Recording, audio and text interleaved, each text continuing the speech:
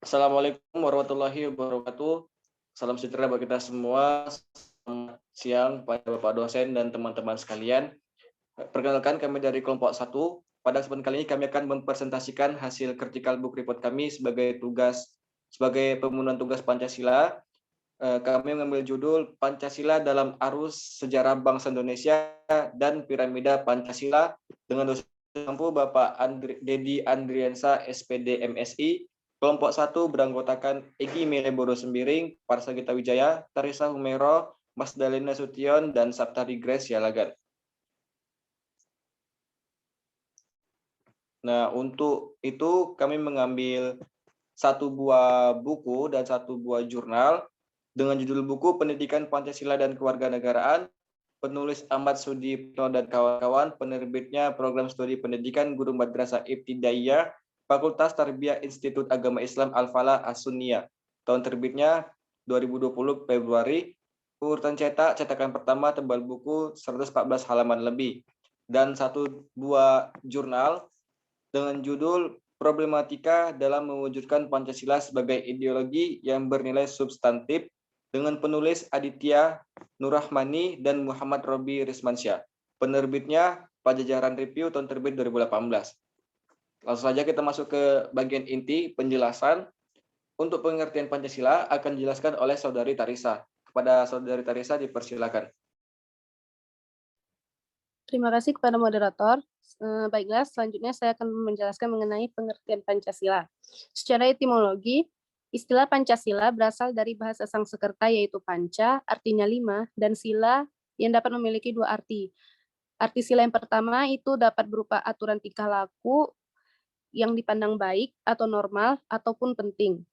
Dan sila yang berarti asas, dasar, atau sendi. Dengan demikian, Pancasila sebagai 5 dasar atau 5 aturan tingkah laku yang penting. Sepanjang sejarah diketahui bahwa istilah Pancasila dalam pengertian sila lebih lama di Nusantara jauh sebelum berdirinya Indonesia. Sedangkan pada masa Indonesia, istilah Pancasila dipahami dalam pengertian sila. Slide selanjutnya.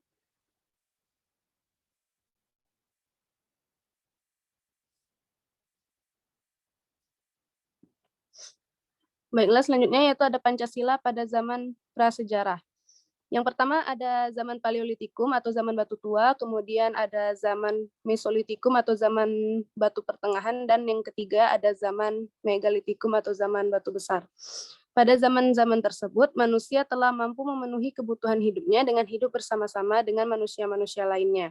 Hal ini menunjukkan bahwa manusia pada zaman prasejarah telah mengamalkan nilai-nilai Pancasila dalam membentuk kesatuan yang menjalani hidupnya bersama-sama. Penyebaran nenek moyang di Indonesia adalah secara merantau, sehingga terbentuk kebudayaan secara turun-temurun yang sebagian bangsa Indonesia adalah pelaut dan sebagian adalah pengrajin, pedagang, dan petani. Selain itu, bangsa Indonesia pada zaman prasejarah telah menganut sistem kepercayaan.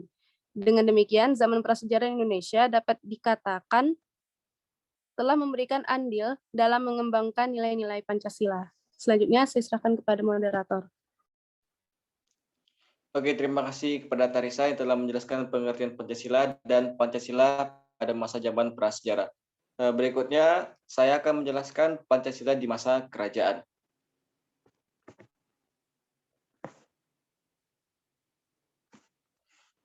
Nah, Pancasila di masa kerajaan berbeda dengan Pancasila di zaman sekarang, di mana Pancasila zaman sekarang itu dijadikan pedoman bagi seluruh masyarakat yang ada di negara tersebut, di Indonesia.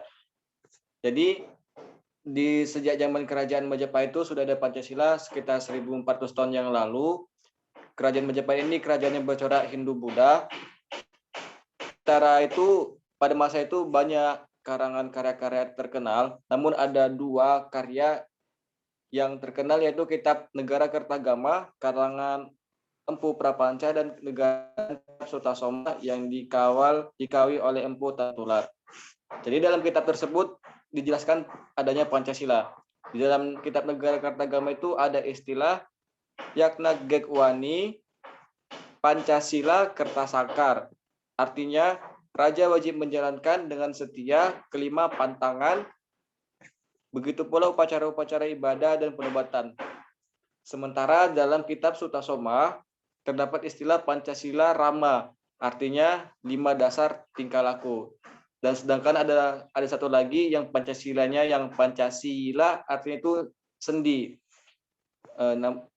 Jadi di dalam Sutasoma ini ada 5 pantangan. Yang pertama, dilarang minum minuman keras yang memabukkan, dilarang berbohong, dilarang iri dengki, dilarang mencuri, dan dilarang melakukan tindak kejahatan.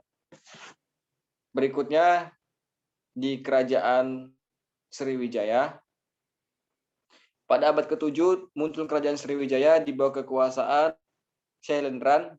Dalam sistem pemerintahannya terdapat pegawai, pengurus pajak, harta, benda, kerajaan, kerohaniawan yang menjadi pengawas teknis pembangunan gedung-gedung dan patung-patung suci, sehingga pada saat itu kerajaan dalam menjalankan sistem negaranya tidak dapat dilepaskan dari nilai ketuhanan, sama seperti dengan Pancasila di nilai yang pertama.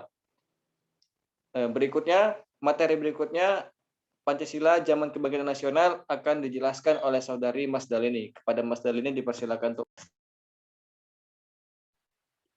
Terima kasih kepada moderator. Materi selanjutnya yaitu Pancasila Zaman Kebangkitan Nasional. Kebangkitan nasional diawali dengan berdirinya sebuah organisasi yang bernama Budi Utomo. Budi Utomo dipelopori oleh Dr. Wahidin Sudirohusodo pada tanggal 20 Mei 1908. Organisasi ini didirikan oleh para pelajar dan mahasiswa yang berasal dari Jawa dan Madura. Setelah berdirinya organisasi Budi Utomo ini, banyak organisasi pemuda yang berdiri juga, seperti Jong Japa, Jong Sumatera, dan Jong Celebes. Tidak lama kemudian, berdirilah organisasi Serikat Dagang Islam yang biasa kita sebut SDI. SDI ini berdiri pada tahun 1909. Tidak lama kemudian, berdiri pula Partai Nasional Indonesia yang berdiri pada tahun 1927 oleh Soekarno, Cipto Mangunkusumo, Sartono, dan lain-lain. Lalu, perjuangan nasional ini diteruskan dengan adanya Gerakan Sumpah Pemuda pada tanggal 28 Oktober 1928. Pada puncaknya, para pemuda mengikrarkan sumpah yang berisi satu bangsa, satu bahasa, satu bangsa, satu tanah air Indonesia.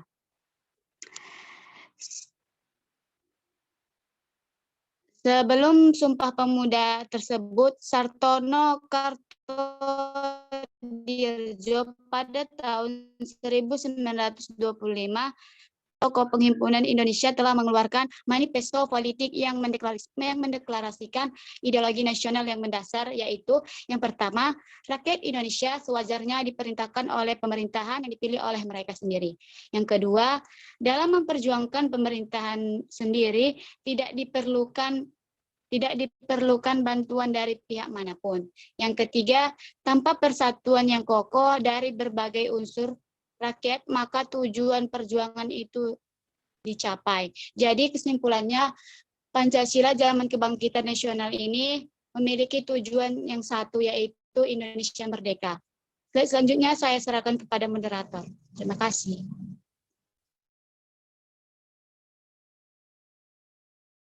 Oke, baik, terima kasih pada Saudari Mas Dalini. Berikutnya Pancasila di masa zaman penjajahan akan dijelaskan oleh Saptari. Pada Saptari.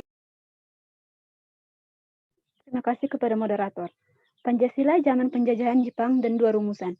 Pada tanggal 1 Maret 1945, pemerintah kedudukan Jepang di Jawa di bawah pemerintahan Letnan Jenderal Kumaichi Harada mengumumkan akan dibentuknya BPUPKI atau Dokuritsu Jombi Kosakai pada tanggal 29 April 1945. Sidang pertama BPUPKI pada tanggal 29 Mei 1945 dalam pidatonya, Mr. Muhammad Yamin mengusulkan calon rumusan dasar negara bagi Indonesia Merdeka yang meliputi yang pertama, peri kebangsaan, kedua, peri kemanusiaan, ketiga, peri ketuhanan, dan keempat, peri kerakyatan. Pada tanggal 31 Mei 1945, dalam pidatonya, Profesor Dr. Supomo menemukan teori-teori negara yaitu sebagai berikut. Yang pertama, persatuan. Kedua, kekeluargaan. Ketiga, keseimbangan lahir dan batin. Keempat, musyawarah. Dan yang kelima, keadilan rakyat. Keadilan rakyat. Pada hasil berikutnya, tanggal 1 Juni 1945, Insinyur Soekarno juga mengusulkan 5 dasar bagi negara Indonesia yang disampaikan melalui pidatonya mengenai dasar Indonesia Merdeka dengan urutan pertama, kebangsaan, yang kedua, internasionalisme, yang ketiga, mufakat, dan yang keempat, kesejahteraan. Sidang pertama BPUPKI. Setelah selesai masa sidang pertama, dibentuklah panitia kecil penyelidik usul-usul yang terdiri dari 9 orang yang diketuai oleh Soekarno, yang kemudian disebut dengan Panitia 9, yang beranggotakan Wahid Hasyim, Mr. Muhammad Yamin, Mr. Maramis, Dr. Randus Muhammad Hatta, Mr.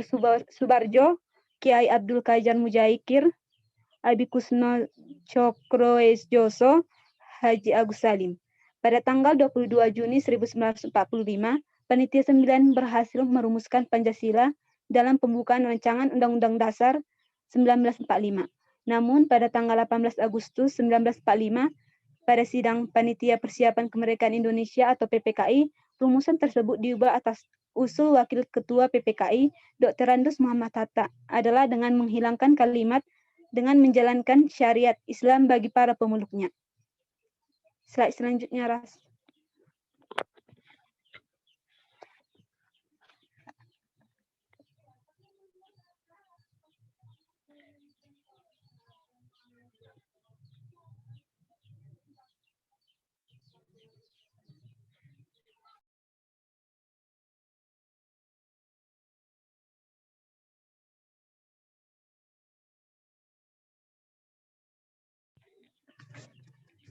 Piramida Pancasila. Pancasila merupakan hierarkis piramidal yang artinya susunan sila Pancasila bersifat hierarkis dan berbentuk piramidal. Piramidal pada Pancasila adalah sila yang disebut terlebih dahulu memiliki kedudukan lebih tinggi daripada sila-sila yang disebut kemudian. Di antara sila-sila Pancasila mempunyai hubungan saling mengikat, sehingga merupakan suatu keseluruhan yang bulat, tidak dapat dipisahkan atau dipecah, dan merupakan satu kesatuan bulat dan utuh. Saya kembalikan kepada moderator. Baik, terima kasih pada Saptari. Selanjutnya kita masuki ke bagian jurnal yang akan dijelaskan oleh Egy Meleboro Sumiring. Pada Egy. Terima kasih kepada moderator yang telah memberikan saya kesempatan. Yang selanjutnya yaitu adalah pembahasan jurnal. Menilik kepada sejarah pembentukan Pancasila, momentum yang paling dekat dengan perumusan dan penggalian Pancasila beberapa saat sebelum kemerdekaan bagi bangsa Indonesia adalah terbentuknya Badan Penyelidik Usaha-Usaha Persiapan Kemerdekaan atau BPUPKI pada tanggal 29 April 1945. Dibentuknya Panitia Persiapan Kemerdekaan Indonesia atau PPKI pada tanggal 9 Agustus 1945 hingga keluarnya Dekret Presiden 5 Juli 1959. Dalam pembentukannya, BPUPKI bertugas mempersiapkan hal-hal yang harus dipersiapkan apabila bangsa Indonesia merdeka. Salah satu upayanya adalah merumuskan dasar negara Indonesia.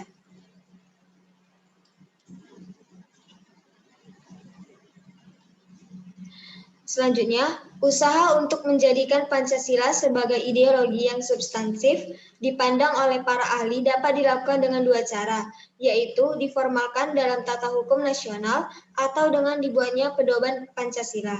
Pijakan negara Indonesia sebagai negara hukum adalah Pancasila, yang merupakan sumber dari segala sumber hukum yang mampu menjelma dalam segala aspek hukum, termasuk halnya dalam penyelenggaraan pemerintahan dan kehidupan masyarakat secara substansif. Harapan dan tujuan inilah yang diinginkan oleh para pendahulu bangsa dalam proses perumusan 5 sila Pancasila. Ideologi praktis menjadi sesuatu yang diperlukan bagi negara, karena ideologi berfungsi sebagai tujuan atau cita-cita yang hendak dicapai bersama oleh suatu bangsa. Nilai-nilai yang terkandung dalam ideologi dapat menjadi pendorong bagi suatu bangsa untuk menjadikan negaranya lebih baik. Selanjutnya saya serahkan kepada moderator. Baik, terima kasih kepada rekan-rekan semuanya yang telah menjelaskan presentasi CBR Pancasila pada kesempatan kali ini. Dengan begitu berakhirlah presentasi kelompok 1. Mohon maaf apabila banyak kesalahan selama menyampaikan materi maupun isi dari materi yang kami sampaikan. Akhir kata, kami dari kelompok 1 mengucapkan terima kasih dan Assalamualaikum warahmatullahi wabarakatuh. Salam sejahtera bagi kita semua.